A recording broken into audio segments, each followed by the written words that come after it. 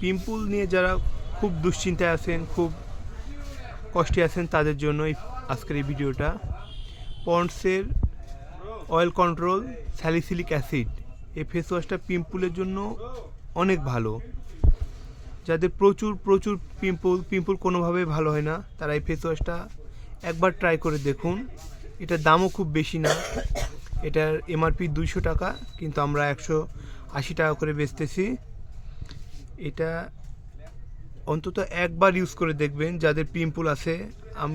আমার শিওর যে আপনার পিম্পল ভালো হয়ে যাবে। আর পন্ডসের আরও কিছু ফেস ওয়াশ আছে, পন্ডস ব্রাইট বিউটি, এটা একটা হোয়াইটেনিং ফেস ওয়াশ। এটা দিয়ে পিম্পল যাবে না, এটা শুধু মুখটা ফ্রেশ করবে, হোয়াইট করবে। আর আরেকটা আছে পন্ডস